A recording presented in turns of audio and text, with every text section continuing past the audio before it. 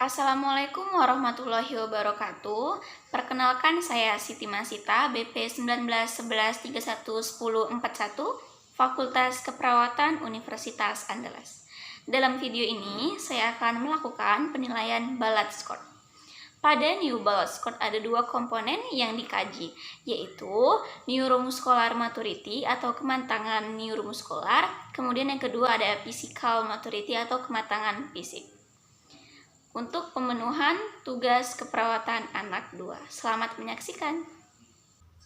Baik, dalam melakukan pemeriksaan Ballot Score perlu diperhatikan memberikan lingkungan yang nyaman dan tenang pada bayi. Nah, pemeriksaan Ballot Score sendiri itu ada dua, di mana pemeriksaan kematangan neuromuskular dan pemeriksaan kematangan fisik. Nah, pemeriksaan kematangan neuromuskular yang pertama ada pemeriksaan postur bayi atau sikap tubuh, yaitu derajat fleksi lengan dan tungkai postur dapat dikaji pada saat bayi diam dan tidur terlentang. Nah, di sini postur bayi yaitu terdapat dalam skor 4 seperti pada gambar. Kemudian selanjutnya itu pemeriksaan square window atau sudut fleksi pergelangan tangan, di mana berikan tekanan lembut pada punggung telapak tangan dengan menggunakan jari telunjuk dan jari tengah tanpa melakukan rotasi. Lalu kita lakukan penilaian terhadap sudut yang terbentuk. Nah, di sini penilaian skor window yaitu mendapat skor 3, di mana sudut yang terbentuk itu 30 derajat. Selanjutnya itu pemeriksaan arm recoil atau kecepatan recoil dengan lengan ke posisi fleksi. Caranya itu dengan memfleksikan secara penuh kedua lengan bawah terhadap lengan atas. Tahan selama 5 detik, kemudian tarik agar ekstensi penuh, tarik lengan dengan cepat, kemudian kita lepaskan.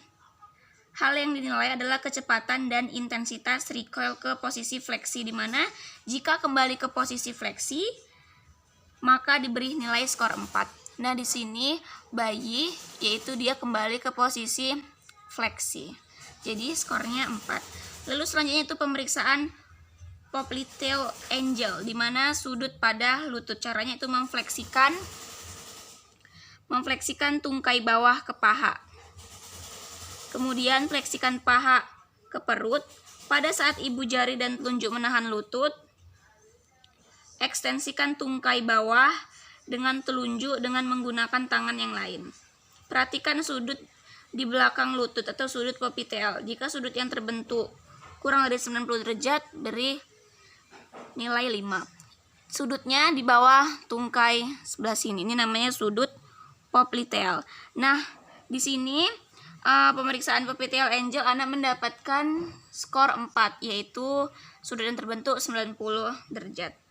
Nah, selanjutnya ada pemeriksaan Scruff Side atau fleksi fasib tonus bahu, di mana tanda ini diperiksa pada saat bayi terlentang dengan cara menahan kepala bayi ke garis tengah dengan satu tangan, sedangkan tangan yang lainnya menarik lengan bayi melintas leher sejauh mungkin melewati bahu yang berlawanan, seperti ini. Kemudian kita catat lokasi siku terhadap garis tengah torak. Apabila siku tidak mencapai garis torak, beri nilai 4. Nah, di sini anak mendapatkan skor nilai 4. Selanjutnya itu pemeriksaan Held to Air, di mana fleksi fasib tonus panggul dengan cara memeriksa fleksi fasib atau resistensi otot flexor pinggul posterior, di mana pada saat bayi terlentang dan pelvis berada pada permukaan yang keras, pegang kaki bayi ke satu tangan dan gerakkan ke arah kepala sedekat mungkin tanpa melakukan paksaan. Kemudian kita perhatikan panggul harus tetap mendatar pada permukaan tempat pemeriksaan. Nah, di sini anak mendapatkan skor 2. Selanjutnya yaitu ada pemeriksaan kematangan fisik, di mana yang kita kaji kulit, gimana apakah kulit lengket atau terlihat transparan serta adanya vernix. Nah, di sini kulit anak terlihat pink, berwarna pink, halus dan venanya terlihat. Berarti anak mendapatkan skor 1. Kemudian pemeriksaan selanjutnya yaitu lanugo, yaitu apakah terdapat rambut-rambut halus atau tidak pada bayi tersebut. Nah, di sini lanugo tipis Jadi anak mendapatkan skor 2. Kemudian yaitu pemeriksaan plantar surface atau permukaan telapak kaki. Di sini kita lihat, perhatikan telapak kaki, kaji garis-garis halus dan panjang tumit ke kaki. Di sini pada anak yaitu garis halus pada seluruh permukaan kaki. Terdapat garis halus pada seluruh permukaan kaki. Berarti anak mendapatkan skor 4. Kemudian selanjutnya pemeriksaan payudara, di mana pemeriksaan payudara mencakup pemeriksaan ukuran areola dan ada atau tidaknya bintik-bintik yang dihasilkan oleh perkembangan papila Montgomery dengan menggunakan ibu jari dan telunjuk payudara dipalpasi untuk menentukan ukuran dalam milimeter. Nah, di sini bayi areolanya datar dan tidak menonjol, maka skornya 1. Kemudian yaitu pemeriksaan mata dan telinga. Telinga yaitu kita periksa yang dilakukan mencakup ketebalan kartilago, kemudian dan kecepatan kembalinya recoil. Jadi kita tekuk daun telinga bayi, kemudian dia cepat balik ke semula atau tidak. Kemudian kita melakukan pemeriksaan mata, lebih berfokus pada kemampuan kelopak mata untuk membuka atau kondisi kelopak mata. Kita periksa lakukan dengan cara memisahkan kelopak mata atas dan bawah dengan menggunakan jari telunjuk.